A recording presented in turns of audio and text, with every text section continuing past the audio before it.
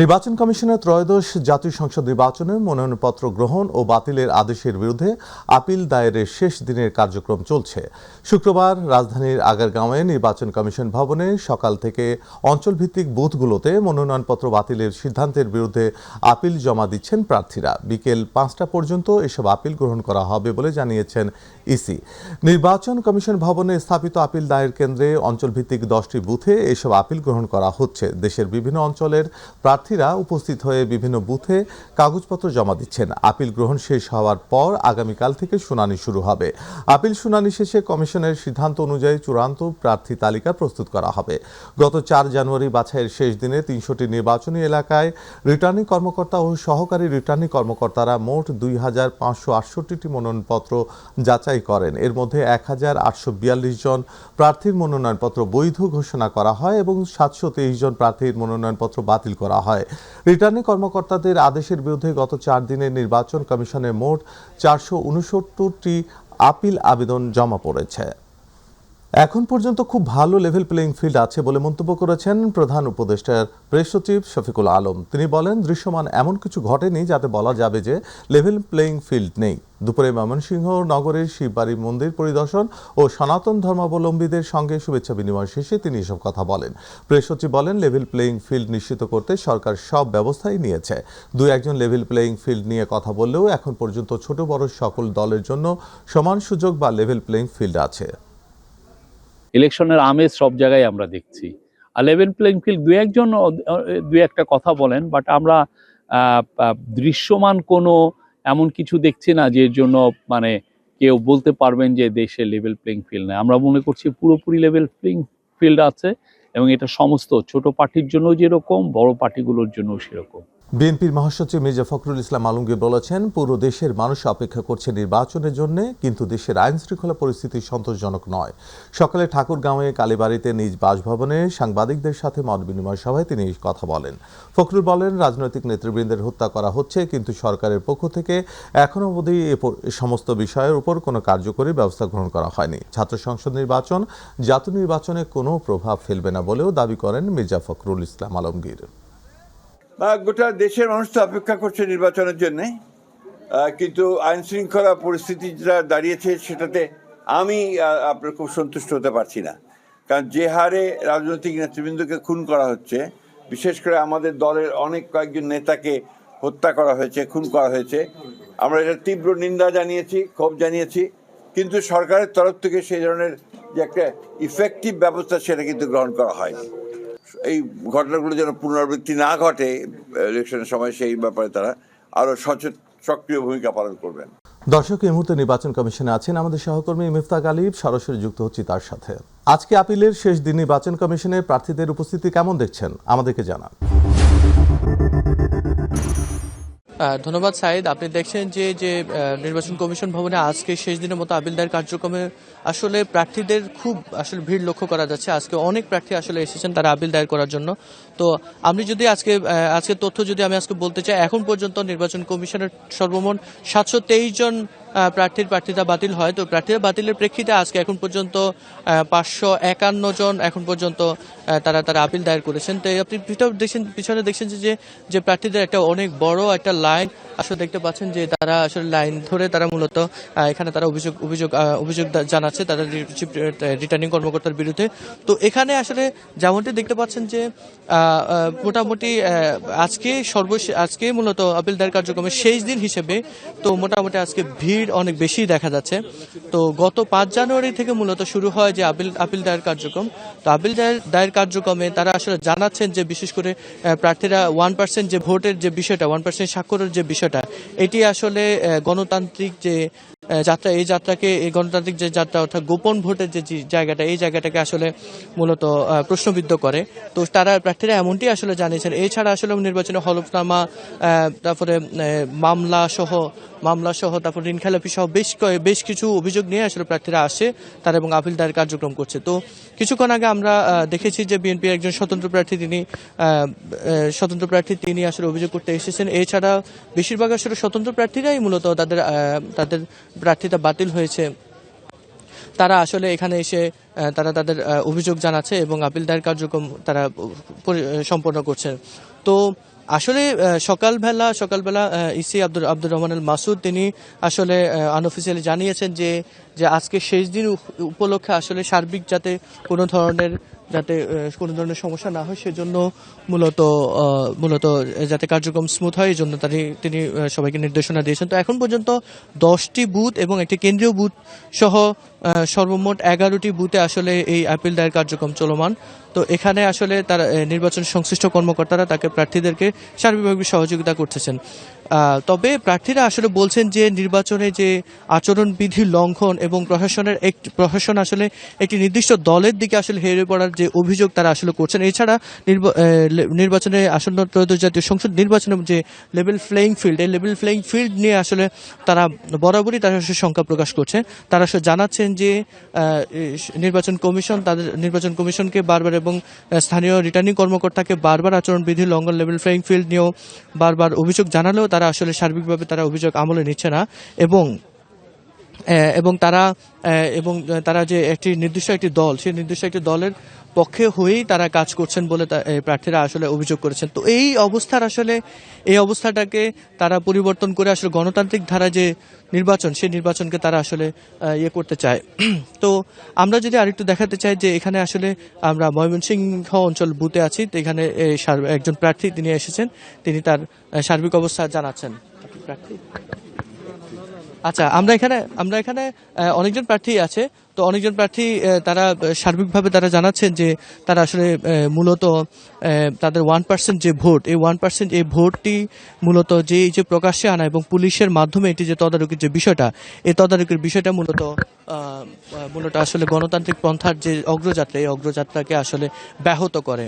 তো সাইদ এই ছিল নির্বাচন কমিশন থেকে আজকের মতো সর্বশেষ আপিল দায়েরের সর্বশেষ দিনের আজকের অবস্থা। সাইদ।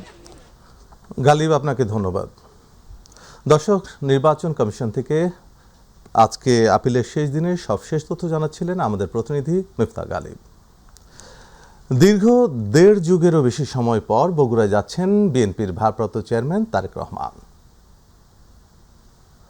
আগামী 11 জানুয়ারি তিনি যাবেন বগুড়ায়। প্রিয় নেতাকে দেখতে ও বরণ করতে তৃণমূল নেতাকর্মীরা অপেক্ষার প্রহর গুনছেন। শেষ মুহূর্তে নানা প্রস্তুতি নিচ্ছেন যুবদল, ছাত্রদল ও স্বেচ্ছাসেবক দল। বগুড়া প্রতিনিধি লতিফুল করিমের পাঠানো তথ্যচিত্র নিয়ে আতিকুর রহমান তিতাসের ডেস্ক রিপোর্ট। দীর্ঘ 1.5 যুগেরও বেশি সময় পর 11 জানুয়ারি বগুড়ায় আসছেন বিএনপির ভারপ্রাপ্ত চেয়ারম্যান তারেক রহমান। প্রাণের নেতাকে দেখতে ও বরণ করতে তৃণমূল নেতাকর্মীরা অপেক্ষার প্রহর গুনছেন। বগুড়া জেলা বিএনপির পাশাপাশি যুবদল, ছাত্রদল, স্বেচ্ছাসেবক দল সহ অঙ্গ সহযোগী সংগঠনের নেতাকর্মীরা ব্যস্ত সময় পার করছেন। চলছে শেষ মুহূর্তের নানা প্রস্তুতি। বগুড়াবাসী জানেন যে তারেক রহমান ঢাকায় আসলে, বাংলাদেশে আসলে প্রথম বগুড়াতে আসবেন। তাদের সেই চাহিদা অবশ্যই নেতা পূরণ করতেছেন। তাকে বরণ করে নেওয়ার জন্য বগুড়ার 7টি আসনের নেতৃবৃন্দ সবাই অধীর আগ্রহে বসে রয়েছে তারেক রহমানকে শুধু এক নজর দেখার জন্য। বেগম খালেদা জিয়ার মৃত্যুজনিত কারণে কোনো কর্মসূচি না থাকলেও 11 জানুয়ারি বগুড়ায় রাত্রি যাপন শেষে 12 জানুয়ারি বেগম খালেদা জিয়ার আত্মার মাগফিরাত কামনায় স্থানীয় আলতাফুন্নেসা খেলার মাঠ, সেন্টার স্কুল মাঠ ও জেলা স্কুল মাঠে গণদোয়ার আয়োজন করেছে জেলা বিএনপি। ইতিমধ্যে আমরা সেটা লক্ষ্য করছি, বিভিন্ন ধরনের লোকজন, উৎসুক জনতা পার্টি অফিসের আশপাশে ভিড় করছে। কবে আসবে, কোথায় প্রোগ্রাম হবে। শহরের আলাদা লোক আজকে আপনার পার্টি অফিসে ঘোরাফেরা করছে আমাদের প্রিয় নেতা জনাব তারেক রহমানকে বরণ করার জন্য। গণদোয়া শেষে তারেক রহমান রংপুরে শহীদ আবু সাইদের কবর জিয়ারত করবেন। ঢাকায় আসছেন, সর্বপ্রথম বগুড়ায় আসছেন, এর থেকেই আপনাদের বুঝতে হবে বগুড়ার প্রতি, বগুড়ার মানুষের প্রতি তার কতটুকু অনুভূতি কাজ করছে। লন্ডনে ছিলেন, তারপর কিন্তু তার মন পড়েছিল বাংলাদেশে এবং বগুড়ার জন্য, মানুষের জন্য। তারেক রহমান সর্বশেষ বগুড়ায় এসেছিলেন 2006 সালের 24 ডিসেম্বর। তারপর এটাই তার প্রথম আগমন বগুড়ায়। দলের নেতাকর্মীরা মনে করেন বগুড়ার তৃণমূল নেতাকর্মী আর সাধারণ মানুষ নেতাকে এক নজর দেখতে জনসমুদ্রে পরিণত হবে। আতিকুর রহমান তিতাস, মাই টিভি। বিএনপি চেয়ারপারসন ও সাবেক প্রধানমন্ত্রী বেগম খালেদা জিয়ার সমাধিতে শ্রদ্ধা জানাতে আজও দলীয় নেতাকর্মী সহ সাধারণ মানুষের ঢল। সকাল থেকে নেতাকর্মী ও সাধারণ মানুষ জিয়া উদ্যানে তাঁর সমাধিতে ভিড় করেন। কবর জিয়ারত শেষে কেউ করছেন দোয়া, কেউ বা পুষ্পস্তবক অর্পণের মাধ্যমে জানাচ্ছেন শ্রদ্ধা। সবার মাঝে এখনও বইছে আপসহীন নেত্রীকে হারানোর ব্যথা ও হাহাকার। বিস্তারিত ইলিয়াস মাদবরের প্রতিবেদনে। টানা 10ম দিনের মতো ঘন কুয়াশা আর তীব্র শীত উপেক্ষা করে সকাল থেকেই খালেদা জিয়ার সমাধিতে শ্রদ্ধা জানাতে রাজধানীর জিয়া উদ্যানে আসেন দলীয় নেতাকর্মী ও সাধারণ মানুষ। বেলা বাড়ার সঙ্গে সঙ্গে বাড়তে থাকে ভিড়। শোকার্তরা বেগম জিয়ার কবর জিয়ারত শেষে করেন দোয়া, কেউ পুষ্পস্তবকের মাধ্যমে জানান শ্রদ্ধা নিবেদন, যেন আপসীর নেত্রীর বিদায়ে শোক ছড়িয়ে গেছে হৃদয় থেকে হৃদয়ে। এদিকে সমাধিস্থলের পাশে মঞ্চ তৈরি করে আলেম ওলামারা করছেন কোরআন তেলাওয়াত। শুধু রাজধানী নয়, দেশের বিভিন্ন প্রান্ত থেকে শ্রদ্ধা ও দোয়ায় অংশ নিতে মানুষের উপস্থিতি খালেদা জিয়ার সমাধিতে। বেগম জিয়ার আপসীনতা, দেশপ্রেমের প্রতি শ্রদ্ধা থেকেই এখানে এসেছেন তারা। আসছি অনেকদিন, আমরা বিএনপি করি এবং নেত্রীরা ভালোবাসি, এই জন্য আসছি আর কি। ওনার যে মার্জিত যে সুন্দর কথা বলে, কথাগুলো আমার খুব পছন্দ, যে উনি খুব স্ট্যান্ডার্ড কথা বলে, খুবই ভালো লাগে কথাগুলো। কখনো তো দেখা হয় নাই, তো দেখার ইচ্ছা ছিল, এই জন্য ঘুরে দেখে গেলাম। মরহুম জিয়াউর রহমান এবং বেগম জিয়ার সততা, নিষ্ঠা যদি ওনার জেনারেশনরা যারা আছে দলকর্মীরা যদি ফলো করে, তাহলে অবশ্যই সুন্দর। শ্রদ্ধা জানাতে এসে বিভিন্ন সংগঠনের নেতারা জানান, প্রিয় নেত্রীকে হারানোর শূন্যতা পূরণ হবার নয়। তার ভালোটা গ্রহণ করে আমাদের ভিতরে খারাপ যতগুলি যা কিছু আছে বর্জন করা উচিত, মানুষের কল্যাণে কাজ করা উচিত। বর্তমানে তার ছেলে আমার কাছে মনে হয় আমাদের নেতা, সে তার মায়ের সব কিছুই ফলো করতেছে। আমি বিশ্বাস করি যে শহীদ জিয়ার আদর্শকে অনুসরণ করে খালেদা জিয়ার আদর্শকে তারেক রহমান অবশ্যই এগিয়ে যাবেন। বাংলাদেশের জনগণ তার পাশে থাকবে, আমরাও তার পাশে থাকবো ইনশাআল্লাহ। ইলিয়াস মাতবর, মাই টিভি, ঢাকা। পঞ্চগড়ে জেঁকে বসেছে হাড় কাঁপানো শীত। ঘন কুয়াশা আর উত্তরের হিমেল বাতাসে হিমালয় পাদদেশের এই জেলার স্বাভাবিক জনজীবন বিপর্যস্ত হয়ে পড়েছে। ভোরে তেঁতুলিয়ায় চলতি মৌসুমের সর্বনিম্ন তাপমাত্রা রেকর্ড করা হয়েছে 6.9 ডিগ্রি সেলসিয়াস। তীব্র শীতে সবচেয়ে বেশি দুর্ভোগে পড়েছেন খেটে খাওয়া মানুষ, দিনমজুর, যানবাহন চালক, শিশু ও বয়স্করা। এ সময় বাতাসের আর্দ্রতা ছিল 100% এবং বাতাসের গতিবেগ ছিল ঘন্টায় 10 থেকে 12 কিলোমিটার। গত কয়েকদিন ধরে দুপুরের পর সূর্যের দেখা মিললেও কাঙ্ক্ষিত উষ্ণতা পাওয়া যাচ্ছে না। ভোর থেকেই জেলার গ্রাম ও শহরের সড়ক মহাসড়ক ঘন কুয়াশায় ঢেকে যায়। কুয়াশার কারণে দৃশ্যমানতা কমে যাওয়ার মহাসড়কে যানবাহন চলাচল ব্যাহত হচ্ছে। চালকদের ধীর গতিতে যানবাহন চালাতে দেখা গেছে। বেশ কিছুদিন রাজধানী সহ সারা দেশে দেখা দিয়েছে তরলীকৃত এলপি গ্যাসের সংকট, আর এ নিয়ে নগরবাসীর কাছে বিরাজ করছে এক ধরনের চাপা ক্ষোভ। তারা বলছেন, এক শ্রেণীর অসাধু ব্যবসায়ী কৃত্রিম সংকট সৃষ্টি করে গ্যাসের দাম বাড়িয়ে দিলেও মিলছে না প্রয়োজনীয় জ্বালানি গ্যাস। এদিকে বৃহস্পতিবার বাংলাদেশ এলপি গ্যাস সমবায় সমিতি তাদের ধর্মঘট প্রত্যাহার করে নিলেও কাটছে না সংকট। আরও জানাচ্ছেন জাহিদ আহমদ বাবু। এই চিত্রটি দেখে সহজেই মনে হতে পারে এটি কোনো গাঁওগ্রাম কিংবা কোনো আনুষ্ঠানিক রান্নাবান্নার আয়োজন, কিন্তু না, এই চিত্রটি রাজধানীর একটি খাবার হোটেলের, যেখানে কাঠ ও বাঁশ জ্বালিয়ে মহাসমারোহে চলে রান্নাবান্না।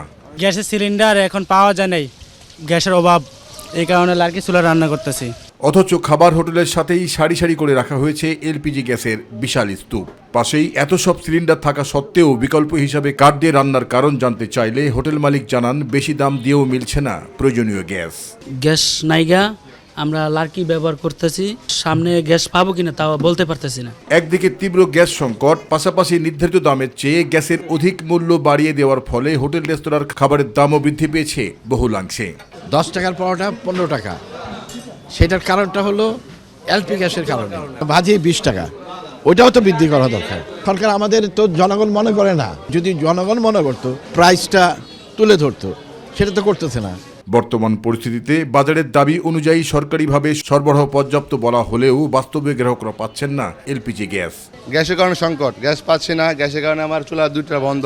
4000 টাকাটা 5000 টাকা দিয়েও কিনতে হচ্ছে, আমরা পাচ্ছিও না। সরকারের কাছে এটাই চাবো যে আমরা সবাই যেন ভালো থাকতে পারি, ও ব্যবস্থাটা নিতে পারলে আমাদের জন্য একটু ভালো হয়। এর ফলে ভোক্তাদের মধ্যে বিরাজ করছে এক ধরনের চাপা ক্ষোভ। তারা বলছেন, এ অবস্থা চলতে থাকলে আসন্ন রমজানে দেখা দেবে চরম বিপর্যয়। এলপিজি গ্যাস আপনার পাচ্ছি না, তো টিকতে না পেরে যেহেতু খেয়ে পরে বাঁচতে হবে, দেন আমি আমার এই যে ইলেকট্রিক চুলা, এটা নষ্ট ছিল, এটা এখন ঠিক করতে বের হয়েছি। সামনে কিন্তু রোজা চলে আসতেছে, এলপিজি গ্যাসের যদি সংকট থাকে তাহলে আসলে আমাদের জন্য হ্যাসেল হয়ে যাচ্ছে। এদিকে সংকট উত্তরণে এলপি গ্যাস সমবায় সমিতি তাদের দাবির প্রেক্ষিতে ধর্মঘট প্রত্যাহার করে নিলেও গ্যাসের সংকট কবে নাগাদ কাটবে তা নিয়েও জনমনে রয়েছে সন্দিহান। জাহিদ আহমেদ। My TV, Dhaka. পূর্বাচলের বাংলাদেশ চায়না ফ্রেন্ডশিপ এক্সিবিশন সেন্টারে ঢাকা আন্তর্জাতিক বাণিজ্য মেলার 30তম আসর চলছে। এবারের মেলা আয়োজনে আজই প্রথম শুক্রবার। বেলা বাড়ার সাথে সাথে মেলা আরও জমে ওঠার আশা করছেন ব্যবসায়ীরা। সকাল থেকেই মেলায় বেড়েছে দর্শনার্থীর ভিড়। পরিবার পরিজন বন্ধুবান্ধব নিয়ে দূর দূরান্ত থেকে এসেছেন অনেকে, সাথে এনেছেন পরিবারের ছোট সদস্যদেরও। এবারের বাণিজ্য মেলায় দর্শনার্থীদের নজর কেড়েছে কাশ্মীরি শাল, জামা, কার্পেট, তুর্কি মোজাইক, ল্যাম্প আর রঙিন ঘর সাজানোর জিনিস। ঘুরতে আসা নারীদের বেশি টানছে অ্যালুমিনিয়ামের দোকানগুলো। গত 6 দিনে কাঙ্ক্ষিত বেচাকেনা না হলেও আজ ভিড় বেশি হওয়ার ভালো ব্যবসার আশা করছেন স্টল প্রতিনিধিরা। নানা রকমের অফার দিয়ে ক্রেতাদের আকর্ষণের চেষ্টাও করছেন তারা। দর্শক, এই মুহূর্তে বাণিজ্য মেলা প্রাঙ্গণে আছেন আমাদের সহকর্মী রাকিব হাসান। সরাসরি যোগ দিচ্ছেন তিনি আমাদের সাথে। রাকিব, ছুটির দিনে বাণিজ্য মেলার পরিস্থিতি কেমন দেখছেন আমাদেরকে জানাবেন। ধন্যবাদ সাইদ আপনাকে। আসলে ঠিক যেমনটি বলছিলেন যে আজ ছুটির দিন, আমরা কিন্তু সকাল থেকে এই অবস্থান করছি এই বাণিজ্য মেলায়। আমরা যতটা দেখতে পেয়েছি যে আসলে সকালবেলায় কিন্তু সাধারণ দর্শনার্থীদের ভিড় কিছুটা কম থাকলেও দুপুরের পর থেকেই কিন্তু এই ভিড়টা প্রতিনিয়তই বাড়ছে। আমি যে স্থানটিতে দাঁড়িয়েছি মেলাটিতে, সেখানে দেখতেই পাচ্ছেন যে এখানে প্রচুর দর্শনার্থীদের সমাগম। তবে আসলে আমরা প্রথমেই একজন দর্শনার্থীর সাথে একটু কথা বলতে চাই, এবার মেলা সম্পর্কে একটু জানতে চাই। আসলে এবারের মেলাটা কেমন মনে হচ্ছে? আমার খুবই ভালো লাগছে। আমি এখানে একটা রিয়েল এস্টেট কোম্পানির আন্ডারে কাজ করছি এবং এখানে বিভিন্ন ধরনের যে স্টল বসেছে, বিভিন্ন দেশ থেকে যে মানুষেরা এসেছে, বেচাকেনা হচ্ছে, আমাদের দেশকে রিপ্রেজেন্ট করা হচ্ছে। এটা আমার কাছে খুবই ইমপ্রেসিভ এবং খুবই ভালো লাগছে। আমার এখানে মেলা এসে আমার খুবই ভালো লাগছে। আপনাকে ধন্যবাদ। শুনছিলেন সাইদ যে আসলে এবারের মেলায় যারা আসছেন তারা অত্যন্ত খুশি, অত্যন্ত আনন্দিত।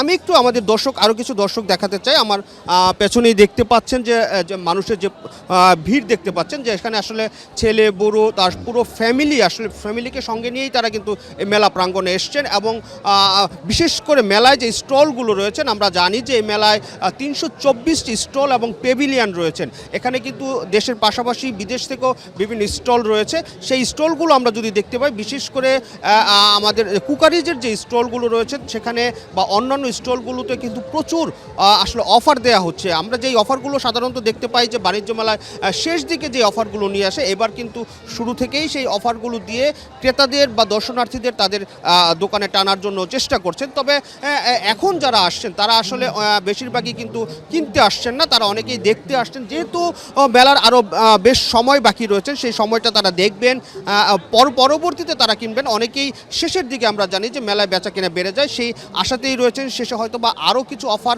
থাকবে, সেই অফার থেকেই তারা হয়তোবা পছন্দের পণ্যটি তারা বেছে নেবেন।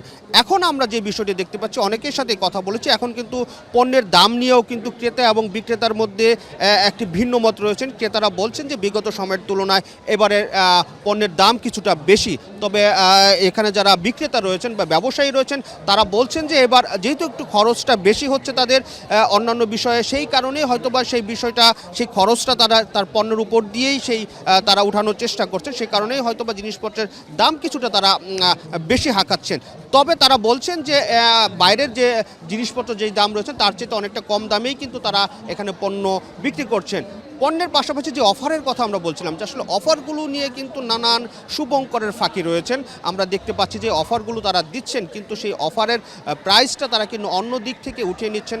হয়তোবা মানুষজন যারা কিনতে যাচ্ছেন তারপরেই বুঝতে পারছেন বাইরে থেকে সেই অফারের বিষয়গুলো অনেকেই শুভঙ্করের ফাঁকির মতোই তারা দিয়ে যাচ্ছেন। এছাড়া আমি একটু বলতে চাই যে এখানে ক্রেতা দর্শনার্থী যারা আসছেন তাদের সাথে আমরা কথা বলেছি, তারা কিন্তু সারা বছর আসলে এই বাণিজ্য মেলার জন্য অপেক্ষা করে থাকেন। কিছুটা আসলে ঘর বাড়ির নিজেদের জিনিসপত্র তারা কিনবেন। এখানে এসে একসাথে অনেক ধরনের পণ্য পাওয়া যাচ্ছে, সব ধরনের পণ্য পাওয়া যাচ্ছে বলা যায়। সেই পণ্যগুলো তারা দেখতে পাচ্ছেন, একই জায়গায় তারা দেখে তারা কম্পেয়ার করেই তারা কিন্তু জিনিসগুলো কিনতে পারছে। সে কারণেই সারা বছর অনেকেই অপেক্ষা করেন এই বাণিজ্য মেলার জন্য এবং তাদের নিজেদের একটি লিস্ট করে রাখেন। সেই লিস্ট অনুযায়ী হয়তোবা এই বাণিজ্য মেলা থেকেই তারা জিনিসপত্র ক্রয় করেন। অর্থাৎ আমি বলবো যে আসলে বাণিজ্য মেলা যে আশা নিয়ে আসলে বাণিজ্য মেলাটি হয়, সেই পুরো আশাই পূর্ণ হয়েছে। তবে একটি বিষয় আরও একটু বলতে চাই যে এখানে বাণিজ্য মেলায় আসার ক্ষেত্রে যেহেতু এবার ঢাকার এক সাইডে তারা করা হয়েছে মেলাটি, আমরা জানি বিগত কয়েক বছর ধরে এখানে স্থায়ীভাবে বাণিজ্য মেলাটি হচ্ছে। তাই অনেকেই আসলে একটু যানবাহন নিয়ে তাদের একটু প্রশ্ন রয়েছেন বা তারা একটু কষ্ট পাচ্ছেন, যেহেতু ফ্যামিলি নিয়ে আসছেন, রাতের বেলায় তারা এখান থেকে যাওয়াটা সেই বিষয়ে সিকিউরিটি নিয়ে তারা একটু প্রশ্ন তুলেছেন। একই সাথে আসার পথটিও আমরা যেটা দেখতে পেয়েছি যে এখনও কিন্তু নানান কাজ চলছে, সেই কাজের কারণে রাস্তায়ও কিন্তু অনেকটা সরু হয়ে রয়েছে, সেই কারণে গাড়ি সব আসতে একটু সময় লাগছেন বা তারা যানজটে পড়ে যাচ্ছেন। এছাড়া বাকি যে বিষয়গুলো রয়েছে, সার্বিক মেলার পরিস্থিতি অনেকটাই ভালো। এখানে আইনশৃঙ্খলা রক্ষাকারী বাহিনীর সদস্যরা রয়েছেন, যথেষ্ট তৎপর রয়েছেন এবং খোলামেলা পরিবেশ রয়েছেন। সাধারণ ক্রেতা তারা সুন্দরভাবে ঘুরে ফিরে তাদের পণ্যটি বাছাই করতে পারছেন এবং কিনতে পারছেন। এবং যদিও এখন বেচা কেনা জমে ওঠেনি, কিন্তু ক্রেতা দর্শনার্থী তারা কিন্তু প্রচুর আসছেন আজকে ছুটির দিন হওয়ায়, এবং সামনের দিনগুলোতে এই ক্রেতা আরও বাড়বে বলে তারা প্রত্যাশা করছেন এখানকার ব্যবসায়ীরা। সাইদ, রাকিব, আপনাকে ধন্যবাদ। দর্শক, বাণিজ্য মেলা প্রাঙ্গণ থেকে আমাদের জানাচ্ছিলেন আমাদের প্রতিনিধি রাকিব হাসান। দেশের বিভিন্ন প্রান্ত থেকে রাজধানীর বাজারগুলোতে বেড়েছে শীতকালীন শাকসবজির দাম। শীতকালীন এসব সবজি ক্রয় ক্ষমতার মাঝে থাকলেও বেড়েছে মরিচ, লাউ, টমেটো এবং শসার দাম। অন্যান্য বছরগুলোতে শীত এলেও কমতে শুরু করলেও এই বছর শাকসবজির দাম বরাবরই বেশি। মাছ, মাংস, ডিমের দাম নাগালের মধ্যে থাকলেও অস্বস্তি চাল, পেঁয়াজ, সয়াবিন এবং নিত্য প্রয়োজনীয় আলুর বাজারে। মোহাম্মদপুর নতুন কাঁচা বাজার এলাকা থেকে বিস্তারিত মিথ্যা গালিবের রিপোর্টে। শীত এলে শাকসবজি সহ বিভিন্ন পণ্যের যোগান বাড়ে রাজধানীর কাঁচা বাজারগুলোতে। যোগান বাড়লেও বাজারে এখনো মিলছে না স্বস্তি। বাজারে শীতকালীন এসব সবজি আসায় সবজির দাম কিছুটা নাগালে থাকলেও বেড়েছে মরিচ, লাউ, টমেটো এবং শসার দাম। ফলে প্রভাব পড়তে শুরু করেছে রাজধানীর কাঁচা বাজারগুলোতে। বাজার দর মোটামুটি ভালো, কিন্তু মানে একটু বেশি আর কি দেখা যায়। আমি কালকে মূলা নিয়েছি 40 টাকা, আজকে 50 টাকা, মানে 10 টাকা বেড়ে গেছে। এখন তো শাকসবজির দাম তো কম হওয়ার কথা, এখন তো সে কম না। তো দেখেন এই যে 100 টাকা টমেটো, তারপরে সিম 60 টাকা করে কেজি, তো 20-30 টাকা হওয়ার কথা। টমেটো হলো 100 টাকা কেজি, উস্তে 100 টাকা কেজি, তারপরে ওই কাঁচা কুমড়ো হলো 60 টাকা পিস, শসা 100 টাকা কেজি।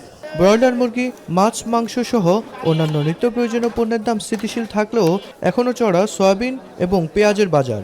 বেড়েছে চাল এবং আলুর দাম। গত সপ্তাহ থেকে এই সপ্তাহে কেজি প্রতি আপনার মিনিকেট 2 থেকে 3 টাকা বাড়তি আছে। পোলাও চালের দাম 2 থেকে 3 টাকা বাড়তি। তারপর আঠাশের দাম একটু মোটামুটি আগের মতোই আছে। যেমন আলু 25 টাকা করে ছিল, আলুর দামটা এখন দেখছি একটু বাড়ছে, 30 টাকা করে উনি বলছে।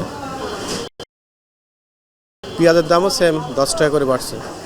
আমরাই তো মধ্যবিত্ত, আমাদের হিমশিম খেতে হচ্ছে, আর যারা মানে আর একটু নিম্নবিত্ত আছে তাদের জন্য তো আরও বেশি কষ্ট হচ্ছে।